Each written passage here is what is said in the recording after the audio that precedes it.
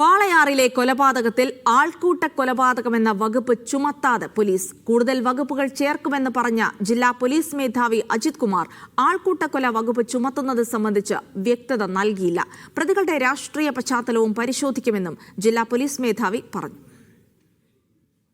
ഇതര സംസ്ഥാന തൊഴിലാളിയായ രാംനാരായണനെ ആൾക്കൂട്ടം തല്ലിക്കൊന്ന കേസിൽ പാലക്കാട് ജില്ലാ ക്രൈംബ്രാഞ്ച് ഡിവൈഎസ്പി PM ഗോപകുമാർ അന്വേഷണ ഉദ്യോഗസ്ഥനായ പ്രത്യേക അന്വേഷണ സംഘത്തെ നിയോഗിച്ചു.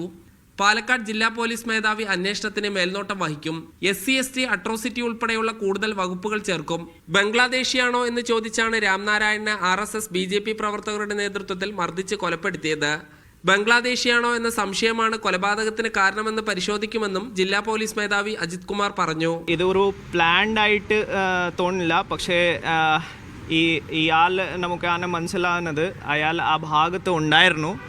അപ്പോൾ കുറച്ച് ആളുകൾ കൂട്ടിട്ട് ഒരു സംശയത്തിലാണ് ഒരു അറ്റാക്ക് സംഭവിച്ചിരിക്കുന്നത്. അത് പ്രൈമറി ഇൻവെസ്റ്റിഗേഷൻ ആണ് ഉള്ളത്. അറസ്റ്റിലായവർ നിരവധി ക്രിമിനൽ കേസുകളിലെ പ്രതികളാണെന്നും ഇവരുടെ രാഷ്ട്രീയ പശ്ചാത്തലം പരിശോധിക്കുമെന്നും ജില്ലാ പോലീസ് മേധാവി പറഞ്ഞു. ആൾക്കൂട്ടാക്രമണത്തിൽ കൂടുതൽ പേർ പങ്കെടുത്തിട്ടുണ്ടെന്നാണ് പോലീസ് നിഗമനം. കേസിൽ ഇതുവരെ ആൾക്കൂട്ട കൊലപാതകത്തിന്റെ വകുപ്പുകൾ ചുമത്തിയിട്ടില്ല. പ്രതികൾ രാംനാരായണനെ ക്രൂരമായി മർദ്ദിച്ചതായി റിമാൻഡ് റിപ്പോർട്ടിൽ പറയുന്നു. രാംനാരായണന്റെ മുതുകിലും തലയ്ക്കും ഗുരുതരമായി പരിക്കേറ്റതായും റിമാൻഡ് റിപ്പോർട്ടിലുണ്ട്. മീഡിയ 1 പാലക്കാട്. വാളയാറിൽ ആൾക്കൂട്ട മർദ്ദനത്തിൽ കൊല്ലപ്പെട്ട രാംനാരായണന്റെ മൃതദേഹം ബന്ധുക്കൾ ഏറ്റുവാങ്ങും. സർക്കാരുമായുള്ള ചർച്ചയിൽ 10 ലക്ഷം രൂപയുടെ ധനസഹായം ഉറപ്പു നൽകിയ പശ്ചാത്തലത്തിലാണ് തീരുമാനം. മൃതദേഹം എത്രയും പെട്ടെന്ന് ഛത്തീസ്ഗഡിലെത്തിക്കാനുള്ള നടപടികൾ തുടങ്ങി. രാംനാരായണന്റെ കുടുംബത്തിന് നീതി ഉറപ്പാക്കുമെന്ന് മുഖ്യമന്ത്രി അറിയിച്ചു. കുടുംബത്തിന്റെ ആവശ്യം പരിഗണിച്ച് 10 ലക്ഷം രൂപയുടെ ധനസഹായം സർക്കാർ ഉറപ്പുവരുത്തുമെന്ന് പ്രഖ്യാപിച്ചതോടെയാണ് മൃതദേഹം ഏറ്റുവാങ്ങാൻ കുടുംബാംഗങ്ങളും മനുഷ്യാവകാശ പ്രവർത്തകരും തീരുമാനിച്ചത്.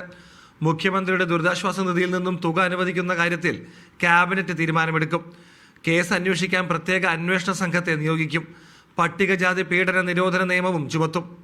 ചർച്ചയിൽ 10 ലക്ഷം രൂപയിൽ കുറയാത്ത സഹായം വേണം എന്ന് ബന്ധപ്പെട്ടവർ ആലോചിച്ചു. ബന്ധപ്പെട്ടവർ അഭിപ്രായം രേഖപ്പെടുത്തി. അവരുടെ കയ്യിൽ തന്നെ പണം എത്തിക്കാനുള്ള സഹായവും ഗവൺമെന്റ് ഭാഗത്തു നിന്നുണ്ടാകും. കേസ് ഗൗരവമായി കാണുന്നുവെന്നും പഴുതടച്ച് അന്വേഷണം ഉറപ്പുവരുത്തുമെന്നും മന്ത്രി കൂട്ടിച്ചേർത്തു. സർക്കാരുമായുള്ള ചർച്ച പോസിറ്റീവായിരുന്നു എന്നായിരുന്നു ആക്ഷൻ കമ്മിറ്റിയുടെ പ്രതികരണം. SC/ST एट्रोसिटी की धाराएं हैं वो और जो कंपनसेशन है पीड़ित परिवार को, वो ये सारी मांगे जो है रेवेन्यू मिनिस्टर और त्रिशूर डिस्ट्रिक्ट और पलक्कड़ डिस्ट्रिक्ट के दोनों जिला प्रशासन के सामने में हमारी मांगे स्वीकार किया गया है. ചർച്ചയിൽ വളരെ പോസിറ്റീവായിട്ടുള്ളൊരു നിലപാടാണ് സർക്കാരിൻ്റെ ഭാഗത്ത് നിന്ന് ഉണ്ടായിട്ടുള്ളത്. അപ്പോൾ അതിൻ്റെ അടിസ്ഥാനത്തിൽ ഇപ്പോൾ മൃതദേഹം കൊണ്ടുപോകാനുള്ള എല്ലാ കാര്യത്തിലും ആക്ഷൻ കൗൺസിൽ അതായിട്ട് സഹകരിക്കാനും അടിയന്തരമായിട്ട് പ്ലെയിനിൽ തന്നെ മൃതദേഹം എത്തിക്കാനാണ് കലക്ടർ പറഞ്ഞിട്ടുള്ളത്. മൃതദേഹം വിമാനമാർഗം ഛത്തീസ്ഗഡിൽ എത്തിക്കാനാണ് തീരുമാനം. ഇതിനിടെ ആൾക്കൂട്ടക്കൊലയുടെ കൂടുതൽ വിവരങ്ങൾ ഛത്തീസ്ഗഡ് സർക്കാർ തേടി. ശക്തി ജില്ലാ കലക്ടറാണ് വിവരങ്ങൾ തേടി പാലക്കാട് ജില്ലാ കലക്ടറെ സമീപിച്ചത്. രാംനാരായണന്റെ കുടുംബത്തിന് നീതി ഉറപ്പാക്കുമെന്ന് മുഖ്യമന്ത്രി പിണറായി വിജയൻ ഫേസ്ബുക്കിൽ കുറിച്ചു. വിവിധ ബ്യൂറോകൾക്കൊപ്പം മീഡിയ 1 തൃശൂർ. വാളയാറിലെ ആൾക്കൂട്ടക്കൊലയിൽ RSSനെതിരെ CPM. കൊലയ്ക്ക് പിന്നിൽ RSSന്റെ വിദ്വേഷ രാഷ്ട്രീയമാണെന്ന് മന്ത്രി MP രാജേഷ് പറഞ്ഞു. കൊല നടത്തിയത് RSS ആണെന്ന് പകൽ പോലെ വ്യക്തമാണെന്നും ഇതിൽ മാധ്യമങ്ങൾ ശക്തമായ നിലപാട് സ്വീകരിക്കുന്നില്ലെന്നുമായിരുന്നു സംസ്ഥാന സെക്രട്ടറി MV ഗോവിന്ദന്റെ പ്രതികരണം. ആൾക്കൂട്ടക്കൊലയുടെ സ്ഥലമായി കേരളത്തെ മാറ്റാനുള്ള RSS വ്യാമോഹം നടക്കില്ലെന്ന് CPI സംസ്ഥാന സെക്രട്ടറി ബിനോയ് വിശ്വവും പ്രതികരിച്ചു. കേരളം ലജ്ജിച്ച് തല താഴ്ത്തേണ്ട സാഹചര്യമാണെന്ന് പ്രതിപക്ഷ നേതാവ് VD സതീശൻ പറഞ്ഞു. രാംനാരായൺ ഭയ്യാലിനെ ആൾക്കൂട്ട വിചാരണ നടത്തി കൊലപ്പെടുത്തിയതിൻ്റെ പിന്നിൽ സംഘപരിവാറിൻ്റെ വിദ്വേഷ രാഷ്ട്രീയമാണ്. ബംഗ്ലാദേശി എന്ന് ആരോപിച്ചുകൊണ്ടാണ് അറിയപ്പെടുന്ന RSS പ്രവർത്തകരടങ്ങുന്ന സംഘം വിചാരണ ചെയ്തതും ക്രൂരമായി ആക്രമിച്ചതും. ശക്തമായ നടപടികൾ അക്കാര്യത്തിലുണ്ടാവും. വാളയാറിലെ ആൾക്കൂട്ട കൊലപാതകത്തിൻ്റെ പിന്നിൽ RSS BJP ക്രിമിനലുകളാണ്. അത് പകൽ വെളിച്ചം പോലെ വ്യക്തമായിട്ടുണ്ട്. പക്ഷേ ഒരൊറ്റ മാധ്യമവും അത് പറയുന്നില്ല. അതിനെ ശക്തിയായ രീതിയിൽ പ്രതിരോധിക്കേണ്ടതുണ്ട്. കേരളത്തിൽ അനുവദിക്കാൻ പാടില്ല. ആൾക്കൂട്ട കൊലകളുടെ സംസ്ഥാനമാക്കി കേരളത്തെയും മാറ്റാൻ ശ്രമിക്കുകയാണ് RSS. അത് ഒരു കാരണവശാലും അംഗീകരിക്കാൻ പറ്റില്ല. നമ്മളെല്ലാം അപമാനഭാരത്താൽ തലകുനിച്ച് നിൽക്കുന്നൊരു സ്ഥിതിയാണ്. മലയാളികളാണത് ചെയ്തത് എന്നതിൻ്റെ നാണക്കേട് നമുക്കുണ്ട്. കുറ്റക്കാരായ ആളുകളെ കർശനമായി അവരെ ശിക്ഷിക്കണം. ആ കുടുംബത്തിന് ധനസഹായം നൽകണം.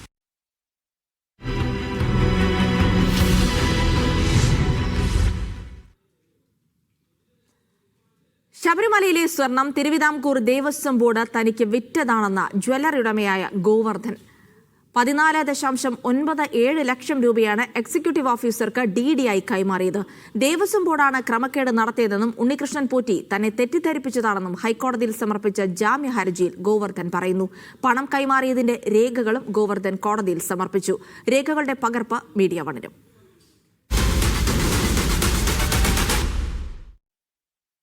ശബരിമല സ്വർണ്ണക്കൊള്ളയിൽ ദേവസ്വം ബോർഡിനെ വെട്ടിലാക്കുന്നതാണ് ബെല്ലാരിയിലെ സ്വർണ്ണ വ്യാപാരി ഗോവർദ്ധന്റെ വാദം. ശബരിമലയിൽ നിന്ന് കൊണ്ടുപോയ സ്വർണം വാങ്ങുന്നതിന് 14 ലക്ഷം രൂപ നൽകിയിട്ടുണ്ട്. ഇതിൽ 10 ലക്ഷം രൂപ ദേവസ്വം ബോർഡ് എക്സിക്യൂട്ടീവ് ഓഫീസർക്ക് DD-ആയി കൈമാറി. ബാക്കി തുകയിൽ 2.73 ലക്ഷം രൂപ മാളികപ്പുറത്ത് സ്വർണ്ണഹാരം വാങ്ങുന്നതിനും 1.70 ലക്ഷം രൂപ ഉണ്ണികൃഷ്ണൻ പോറ്റി വഴിയും നൽകി. ഇങ്ങനെ 474 ഗ്രാം സ്വർണത്തിന് ഗ്രാം വിലയിൽ 14.83 ലക്ഷം രൂപയാണ് നൽകിയിട്ടുള്ളത്. ശബരിമലയിൽ നിന്നും സ്വർണം തട്ടിയെടുത്തിട്ടില്ല, പണം കൊടുത്തു വാങ്ങിയതെന്നാണ് ഹൈക്കോടതിയിൽ അഡ്വക്കേറ്റ് തോമസ് ആനക്കാലുങ്കൽ മുഖേന സമർപ്പിച്ച ജാമ്യാപേക്ഷയിൽ ഗോവർദ്ധൻ വ്യക്തമാക്കിയിട്ടുള്ളത്. ദേവസ്വം ബോർഡിന്റെ ഇടപെടലിനെ കൂടുതൽ സംശയത്തിലാക്കുന്നതാണ് ഗോവർദ്ധന്റെ വാദം. ഗോവർദ്ധൻ പണം കൈമാറിയതിനെ കുറിച്ച് ദേവസ്വം ബോർഡിന് മറുപടി പറയേണ്ടി വരും. അന്വേഷണ സംഘം തന്നെ തെറ്റായി പ്രതിയേർത്തുവെന്നാണ് ഗോവർദ്ധൻ ആരോപിക്കുന്നത്. ശബരിമലയിൽ നിന്ന് കൊണ്ടുപോയതിന് തത്തുല്യമായ സ്വർണം ഭീഷണിപ്പെടുത്തി SIT പിടിച്ചെടുക്കുകയായിരുന്നുവെന്നും ജാമ്യ ഹർജിയിൽ ഗോവർദ്ധൻ വ്യക്തമാക്കിയിട്ടുണ്ട്. തത്തുല്യമായ സ്വർണമാണ് പിടിച്ചെടുത്തതെങ്കിൽ ശബരിമലയിൽ നിന്ന് കൊണ്ടുപോയ സ്വർണം എവിടെയാണെന്നുള്ളതാണ് പ്രധാനപ്പെട്ട ചോദ്യം. അതിനിടെ ദേവസ്വം ബോർഡ് മുൻ അംഗങ്ങളായ KP ശങ്കർദാസിനും N വിജയകുമാറിനും കുരുക്കായി ഉണ്ണികൃഷ്ണൻ പോറ്റിയുടെ മൊഴിയും പുറത്തു വന്നു. ശബരിമലയിൽ നിന്ന് സ്വർണ്ണപ്പാളികൾ കൊണ്ടുപോയത് ഇരുവരുടെയും അറിവോടെയാണെന്ന് പോറ്റി മൊഴി നൽകി. KP ശങ്കർദാസിനെയും N വിജയകുമാറിനെയും വൈകാതെ ചോദ്യം ചെയ്യും. അറസ്റ്റിലേക്ക് കടക്കാനുള്ള സാധ്യതയുമുണ്ട്. മീഡിയ 1 തിരുവനന്തപുരം.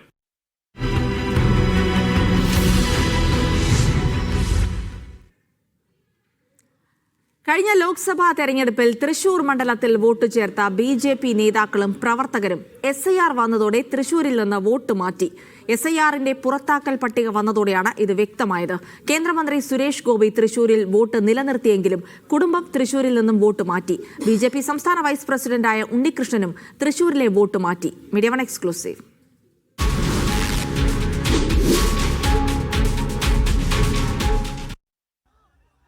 സുരേഷ് ഗോപിയുടെ മത്സരത്തിന് മുന്നോടിയായി BJP നേതാക്കളും പ്രവർത്തകരും വ്യാപകമായി തൃശൂർ പാർലമെന്റ് മണ്ഡലത്തിൽ വോട്ട് ചേർത്തിരുന്നു. സുരേഷ് ഗോപിയുടെ കുടുംബാംഗങ്ങളടക്കം ഇങ്ങനെ വോട്ട് ചേർത്തവരാണ്. എന്നാൽ അങ്ങനെ മാറിവന്ന വോട്ടെല്ലാം തിരികെ പോയെന്നാണ് SIRന്റെ പുറത്താക്കൽ പട്ടിക നോക്കുമ്പോൾ വ്യക്തമാകുന്നത്. സുരേഷ് ഗോപിയുടെ ഭാര്യ രാധിക, മക്കളായ ഗോകുലസ് നായർ, ഭാഗ്യ S Nair, Madhav, Bhavani, Keshav V Nair, Kalyani S Nair എന്നിവരുടെ വോട്ടുകൾ തൃശൂരിൽ നിന്നും തിരുവനന്തപുരത്തേക്ക് മാറ്റി.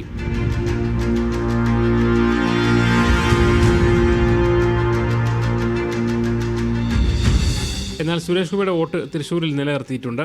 സുരേഷ് ഗോപിയുടെ സഹോദരനും ഭാര്യയ്ക്കും കൊല്ലത്തും തൃശൂരിലുമായി 2 വോട്ടുണ്ടായിരുന്നത് വിവാദമായിരുന്നു. 2 എപ്പിക് നമ്പർ ഉപയോഗിച്ചായിരുന്നു വോട്ട് ചേർക്കൽ. SIR വന്നതോടെ സുഭാഷ് ഗോപിയും ഭാര്യ റാണിയും വോട്ട് തൃശൂരിൽ നിന്നും മാറ്റി.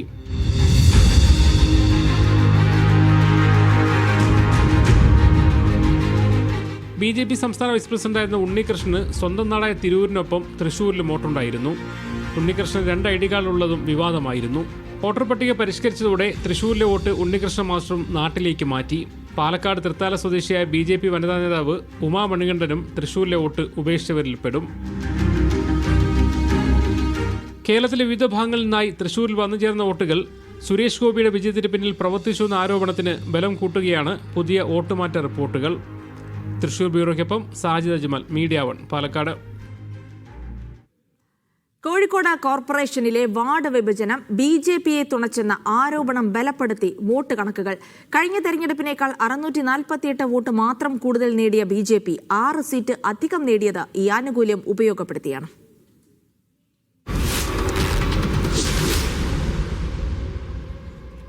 കോൺഗ്രസ് സ്ഥിരമായി ജയിക്കുന്ന ചാലപ്പുറം വാർഡിലെ 3000-ഓളം UDF അനുകൂല വോട്ടുകൾ മുഖദാറിലേക്ക് മാറ്റി ചാലപ്പുറത്തെ BJP അനുകൂല വാർഡാക്കി മാറ്റിയെന്ന് മീഡിയ 1 തെരഞ്ഞെടുപ്പിന് മുമ്പേ റിപ്പോർട്ട് ചെയ്തിരുന്നു. ഇവിടെ 734 വോട്ട് കിട്ടിയ BJP സ്ഥാനാർത്ഥിയാണ് ജയിച്ചത്.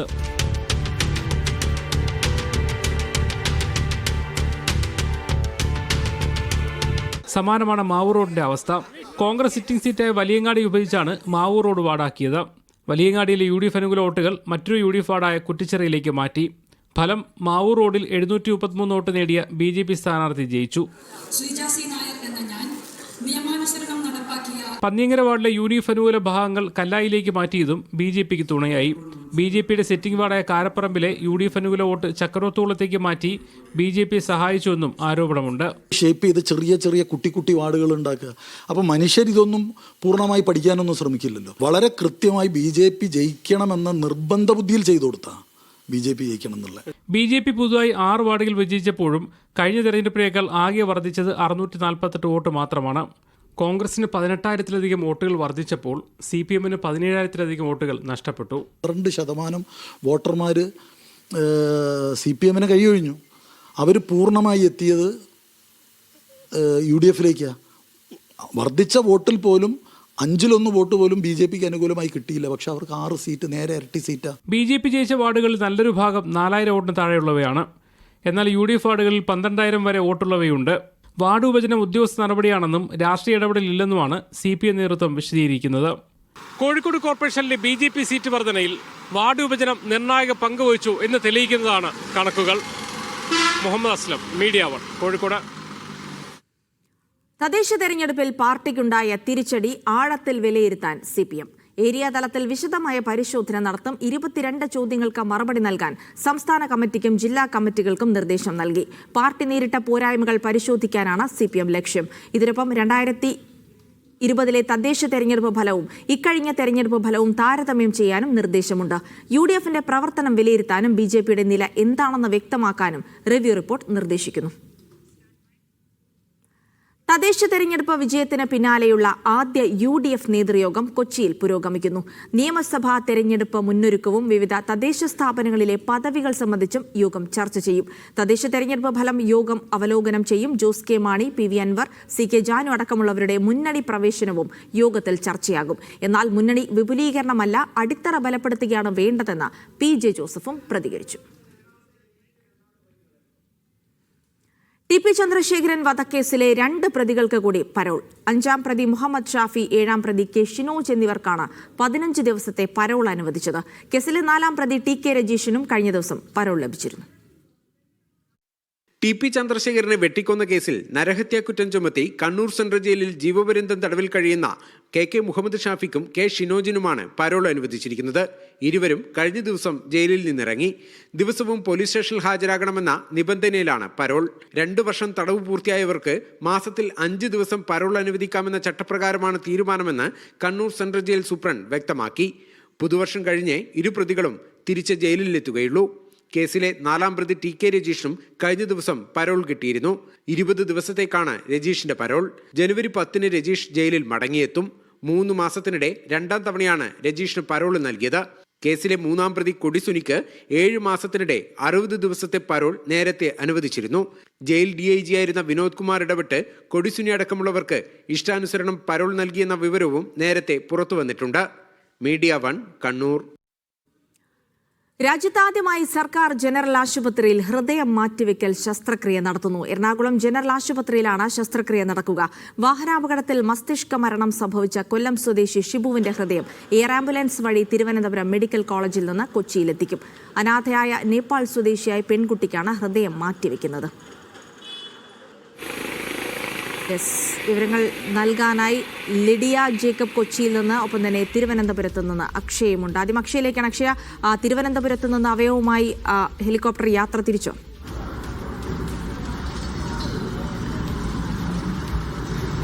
ജിൽസി, നിലവിൽ ശസ്ത്രക്രിയ പൂർത്തിയാകുന്നതേയുള്ളൂ. ഇപ്പോൾ ലിവർ അതായത് കരൾ മാറ്റവുമായി ബന്ധപ്പെട്ട് കരളെടുക്കുന്ന ശസ്ത്രക്രിയ പുരോഗമിച്ചുകൊണ്ടിരിക്കുകയാണ്. അതിനുശേഷമായിരിക്കും ഹൃദയം പുറത്തെടുക്കുന്നതിന്റെ ശസ്ത്രക്രിയ ആരംഭിക്കുന്നത്. ഏതാണ്ട് 2 മണിയോടുകൂടി തന്നെ ഹൃദയം ഇവിടെ നിന്ന് മെഡിക്കൽ കോളേജ് ഗ്രൗണ്ടിലേക്ക് എത്തിക്കുകയും അവിടെ നിന്ന് കൊച്ചിയിലേക്ക് തിരിക്കുമെന്നാണ് നമുക്ക് നിലവിൽ കിട്ടിയിട്ടുള്ള വിവരം. ട്രാവൻകൂർ മെഡിസിറ്റിയുടെ വാഹനം, ആംബുലൻസ് വാഹനം ഇവിടെ നിലവിൽ എത്തിയിട്ടുണ്ട്. കരൾ കൊണ്ടുപോകുന്നത് ട്രാവൻകൂർ മെഡിസിറ്റിയിലേക്കാണ്, കൊല്ലം ട്രാവൻകൂർ മെഡിസിറ്റിയിലേക്കാണ്. അതിന്റെ ആംബുലൻസ് എത്തിക്കഴിഞ്ഞിട്ടുണ്ട്.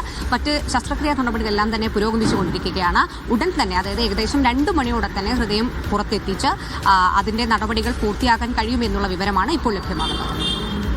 യെസ്, അപ്പോൾ ശസ്ത്രക്രിയ പൂർത്തിയായ ശേഷം ഏകദേശം 2 മണിയോടുകൂടെ തിരുവനന്തപുരത്ത് നിന്ന് അവയവവുമായി യാത്ര തിരിക്കുമെന്നാണ് മനസ്സിലാക്കുന്നത്. കൊച്ചിയിലേക്കാണ് അവയവം കൊണ്ടുപോകുന്നത്. ശസ്ത്രക്രിയ നടക്കുന്നതും കൊച്ചിയിലേക്കാണ്. ലിഡിയ ജേക്കബ് ഉണ്ട്. ലിഡിയ, ഒരു അവയവമാറ്റ ശസ്ത്രക്രിയ, അത് ചരിത്രത്തിൽ ഇടം നേടുന്ന ഒരു ശസ്ത്രക്രിയ കൂടിയാണ്. അവിടെ എത്തിച്ചാലുടൻ അവിടെ നടക്കുന്ന ശസ്ത്രക്രിയയുടെ ഒരുക്കങ്ങളൊക്കെ എത്രത്തോളം പൂർത്തിയായിട്ടുണ്ട്? ആർക്കാണ് ഈ ഹൃദയം മാറ്റിവെക്കുന്നത്? വിശദാംശങ്ങൾ. ജിൽസി സൂചിപ്പിച്ചതുപോലെ തന്നെ ചരിത്രപരമായിട്ടുള്ള ഒരു നേട്ടം തന്നെയാണ്. പ്രത്യേകിച്ച് എറണാകുളം ജനറൽ ആശുപത്രിയെ സംബന്ധിച്ച് ഇന്ത്യയിൽ ആദ്യമായി ജനറൽ ആശുപത്രിയിൽ നടക്കുന്ന ശസ്ത്രക്രിയയാണ്. ആദ്യമായി ഒരു ഹൃദയ ശസ്ത്രക്രിയ ജനറൽ ആശുപത്രിയിൽ നടക്കാൻ പോവുകയാണ് എന്നുള്ളതാണ് ഏറ്റവും പ്രധാനപ്പെട്ട കാര്യം.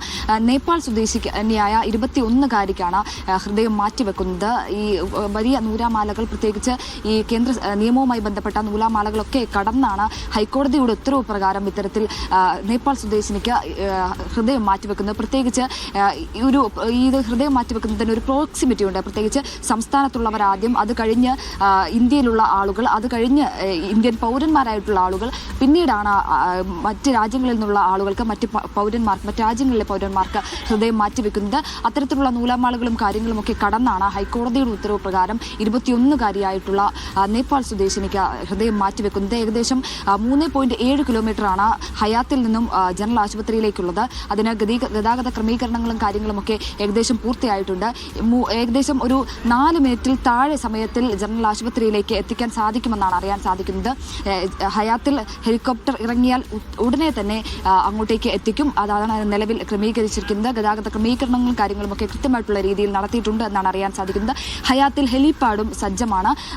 ഉടൻ തന്നെ ഡോക്ടർമാരടങ്ങുന്ന സംഘം ഹെലികോപ്റ്ററിൽ ഇങ്ങോട്ടേക്ക് ഹൃദയം എത്തിക്കും. തുടർന്ന് ഏകദേശം ഒരു 4 മിനിറ്റിനുള്ളിൽ തന്നെ ജനറൽ ആശുപത്രിയിലേക്ക് എത്തിക്കാൻ സാധിക്കുമെന്നാണ് അറിയാൻ സാധിക്കുന്നത്. ഈ ഹൃദയം സ്വീകരിക്കുന്ന ആളെക്കുറിച്ച് പറയുകയാണെങ്കിൽ അത് അനാഥയായിട്ടുള്ള ഒരു വ്യക്തി കൂടിയാണ്. അപ്പോൾ അത്തരത്തിൽ വലിയ നൂലാമാലകൾ കടന്ന് ഈ 21-കാരിക്ക് ഇത്തരത്തിലൊരു ശസ്ത്രക്രിയ നടക്കുക എന്ന് പറയുന്നത്, ഹൈക്കോടതി ഉത്തരവ് പ്രകാരം ഇത്തരത്തിലൊരു ശസ്ത്രക്രിയയിലേക്ക് വരിക എന്ന് പറയുന്നത് ചരിത്രത്തിലാദ്യമാണ്. ചരിത്രത്തിൽ ഇടം നേടുന്ന ഒരു സംഭവം തന്നെയാണ്. എന്തായാലും അതിന്റെ സജ്ജീകരണങ്ങളും കാര്യങ്ങളും ഒക്കെ ഒരുക്കി കഴിഞ്ഞിരിക്കുന്നു. ഹെറിഡിറ്ററി ആയിട്ടുള്ള, അതായത് ഈ പാരമ്പര്യമായിട്ട് വരുന്ന ഒരു അസുഖം തന്നെയാണ്. ഒരു പ്രത്യേക കേസിൽ പരിഗണിച്ചു കൂടിയാണ് ഹൈക്കോടതി ഇതിനൊരു അനുമതി നൽകിയത്. പ്രത്യേകിച്ച് ഈ പെൺകുട്ടിയുടെ അമ്മയും സഹോദരിയും ഇതേ അസുഖത്തെ തുടർന്ന് മരിച്ചിരുന്നു. അപ്പോൾ അത്തരത്തിൽ വളരെ ക്രിട്ടിക്കലായ ഒരു എന്തായാലും അവയവമാറ്റ ശസ്ത്രക്രിയ അത് ഒരു സർക്കാർ ജനറൽ ആശുപത്രിയിൽ നടക്കുന്നു എന്നുള്ളതും ഒരു ചരിത്രത്തിലെ നാഴികക്കല്ലായി മാറുകയാണ്. അല്പസമയത്തിനകം തന്നെ 2 മണിയോടുകൂടെ തന്നെ ഇവിടെ നിന്ന് അവയവവുമായി ഹെലികോപ്റ്റർ പുറപ്പെടുമെന്നുള്ള വിവരങ്ങൾ കൂടിയാണ് തിരുവനന്തപുരത്ത് നിന്ന് അക്ഷയ നൽകിയത്. ലിഡിയ ജേക്കബാണ് കൊച്ചിയിൽ നിന്നുള്ള വിവരങ്ങൾ കൂടി പങ്കുവച്ചത്. മറ്റു വാർത്തകളിലേക്കാണ്. നടൻ ഷൈൻ ടോം ചാക്കോ പ്രതിയായ ലഹരി കേസിൽ പോലീസിന് തിരിച്ചടി. ഷൈൻ ലഹരി ഉപയോഗിച്ചെന്ന ഫോറൻസിക് പരിശോധനയിൽ തെളിയിക്കാനായില്ല. മയക്കുമരുന്ന് ഉപയോഗം, ഗൂഢാലോചന, തെളിവ് നശിപ്പിക്കൽ എന്നിവയാണ് ചുമത്തിയ വകുപ്പുകൾ. ഷൈനിന്റെ നഖം, മുടി തുടങ്ങിയ ശരീര സാമ്പിളുകൾ അന്വേഷണ സംഘം ശേഖരിച്ചിരുന്നു. ഇവ പരിശോധിച്ചിട്ടും മയക്കുമരുന്ന് ഉപയോഗം കണ്ടെത്താനായില്ല. ഏറെ വിവാദമായ കേസിൽ പോലീസ് പരിശോധനയ്ക്കിടെ ഷൈൻ ഓടി രക്ഷപ്പെടുന്ന വീഡിയോ ഉൾപ്പെടെ പുറത്തുവന്നിരുന്നു. വയനാട് പുൽപ്പള്ളിയിൽ ജനവാസ മേഖലയിൽ ഇറങ്ങിയ നരഭോജി കടുവയ്ക്കായി തിരച്ചിൽ ഊർജിതമാക്കി വനം വകുപ്പ്. പത്തനംതിട്ട വടശ്ശേരിക്കര കുമ്പളത്താമണ്ണിൽ ഇറങ്ങിയ കടുവ കെണിയിൽ കുടുങ്ങി. കണ്ണൂർ അയ്യൻകുന്നിലെ ജനവാസ മേഖലയിലെത്തിയ കാട്ടാന ആറളം ഫാമിലേക്ക് കടന്നു. പുൽപ്പള്ളിയിലെ വിവിധയിടങ്ങളിൽ കടുവയുടെ സാന്നിധ്യം സ്ഥിരീകരിച്ചതോടെ ഒന്നിലധികം കടുവകൾ ജനവാസ മേഖലയിൽ എത്തിയിട്ടുണ്ട് എന്നുള്ള ആശങ്കയിലാണ് വനവകുപ്പ്. ഇന്ന് പുലർച്ചെ 1 മണിയോടെ പുൽപ്പള്ളി എരിയപ്പള്ളിയിലും കടുവയെ നാട്ടുകാർ കണ്ടു. രാത്രി 1 മണിയായപ്പോൾ ഞാൻ പുൽപ്പള്ളി ടൗണിലേക്ക് ഹോസ്പിറ്റൽ കേസുമായിട്ട് ബന്ധപ്പെട്ട് പോകുമ്പോഴാണ് ഇവിടെ എത്തുമ്പോഴത്തേക്ക് ഈ കടുവ റോഡ് ക്രോസ് ചെയ്ത് ഇമ്മീർ റോഡ് ക്രോസ് ചെയ്തിട്ട് താഴേക്ക് ഇങ്ങോട്ട് ഇറങ്ങുന്നത്. ഈ കടുവ കർണാടക വനം വകുപ്പിന്റെ ഡാറ്റാബേസിൽ ഉള്ളതാണോ എന്നറിയാൻ കൂടുതൽ പരിശോധന വേണമെന്ന് വനം മന്ത്രി AK ശശീന്ദ്രൻ പറഞ്ഞു. മറ്റു സ്ഥലത്ത് ഇന്നലെ മറ്റൊരു സ്ഥലത്ത് പാടുകൾ കണ്ടു എന്ന് പറഞ്ഞതിന്റെ അടിസ്ഥാനത്തിൽ ആ ഭാഗത്തുള്ള നിരീക്ഷണവും ശക്തിപ്പെടുത്താൻ തീരുമാനിച്ചു. അവിടെ കൂട് വെക്കേണ്ടി വന്നാൽ കൂട് വെക്കാനും മയക്കുവെടി വെക്കേണ്ടി വന്നാൽ വെക്കാനുള്ള നിർദ്ദേശങ്ങളും ഇതിനകം തന്നെ കൊടുത്തിട്ടുണ്ട്. അപ്പം മുൻകരുതലുകളെല്ലാം തന്നെ കാലതാമസമില്ലാതെ നടക്കുന്നുണ്ടെന്നാണ് എൻ്റെ ഒരു തോന്നൽ. പത്തനംതിട്ട വടശ്ശേരിക്കര കുമ്പളത്താമണ്ണിൽ നിരവധി വളർത്തുമൃഗങ്ങളെ കൊന്ന കടുവ കൂട്ടിലകപ്പെട്ടു. വനം വകുപ്പ് സ്ഥാപിച്ച കൂട്ടിലാണ് കടുവ കുടുങ്ങിയത്.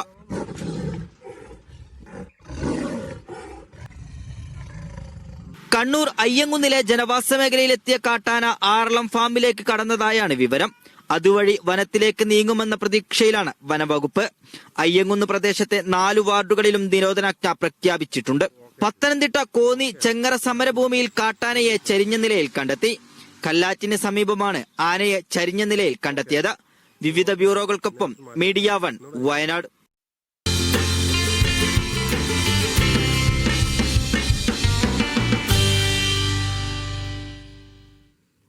ഇംഗ്ലീഷ് പ്രീമിയർ ലീഗിൽ ഇന്ന് ഫുൾഹാം നോട്ടിംഗ്ഹാം ഫോറസ്റ്റിനെ നേരിടും. പുലർച്ചെ 1:30-ാണ് മത്സരം. 16 മത്സരങ്ങളിൽ നിന്ന് 6 ജയം മാത്രമുള്ള ഫുൾഹാം പോയിന്റ് പട്ടികയിൽ 15-ാം സ്ഥാനത്തും 5 ജയമുള്ള നോട്ടിംഗ്ഹാം ഫോറസ്റ്റ് 17-ാം സ്ഥാനത്തുമാണ്. ആഫ്രിക്കൻ നേഷൻസ് കപ്പ് ഫുട്ബോളിൽ മുഹമ്മദ് സലായുടെ ഈജിപ്ത് ഇന്നിറങ്ങുന്നു. പുലർച്ചെ 1:30-ക്ക് നടക്കുന്ന മത്സരത്തിൽ സിംബാബ്വേയാണ് എതിരാളികൾ. മാലി, സാംബിയ, ദക്ഷിണാഫ്രിക്ക, അങ്കോള മത്സരങ്ങളും ഇന്ന് നടക്കും. മൊറോക്കോയാണ് നേഷൻസ് കപ്പ് വേദി. ആകെ 24 ടീമുകളാണ് പങ്കെടുക്കുന്നത്. ജനുവരി 18-നാണ് ഫൈനൽ.